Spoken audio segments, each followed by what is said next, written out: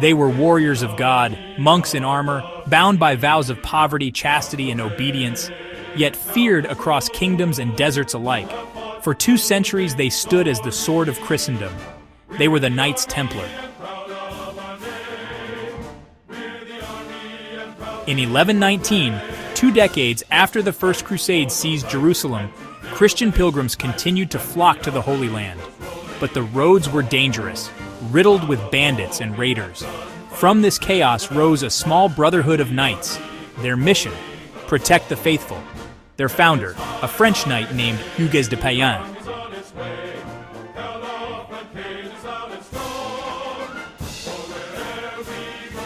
If you enjoyed this story, like and subscribe to History for more elite military units.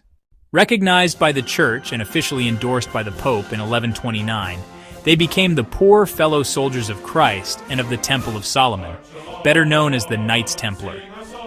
Based on the sacred Temple Mount in Jerusalem, their name carried both mystery and purpose. They were not like other knights. Templars lived under a strict monastic rule. No personal wealth, no luxuries, no families. Their days were filled with prayer, fasting, and martial training. On the battlefield, they were shock troops, fearless, disciplined, and devastating. In the Crusades, the Templars became legends. They led charges, guarded castles, and held ground against overwhelming odds.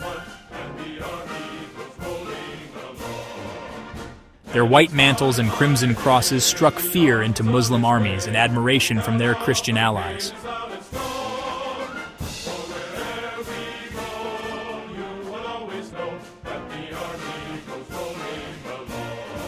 But not all their battles were fought with sword and shield. The Templars became bankers, pioneers of medieval finance. They developed a vast economic network spanning Europe and the Holy Land. A pilgrim could deposit money in Paris and withdraw it in Jerusalem. Kings borrowed from them. Nobles trusted them. Their coffers grew fat, even as they themselves lived simply. With wealth came power, and with power, danger. By the late 13th century, the Crusader states were collapsing. Jerusalem had fallen. Acre, the last Templar stronghold in the Holy Land, was lost in 1291. The mission was over. But the Templars remained rich, organized, and now vulnerable.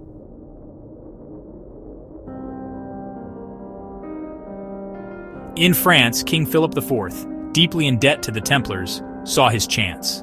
On Friday, October 13, 1307, he struck. Hundreds of Templars were arrested in a single coordinated sweep. Accused of heresy, blasphemy, and devil worship, they were tortured into confessions.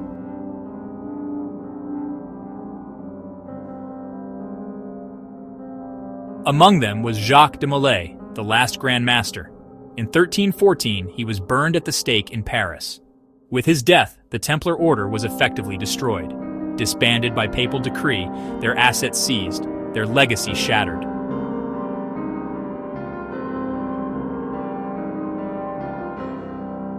But they did not fade quietly.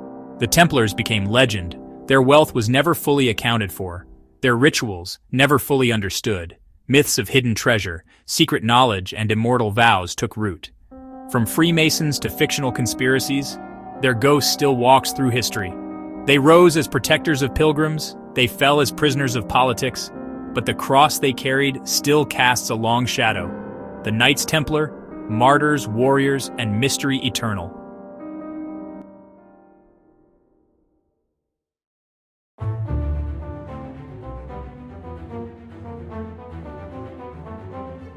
If you enjoyed this video, like and subscribe to History for more elite military units.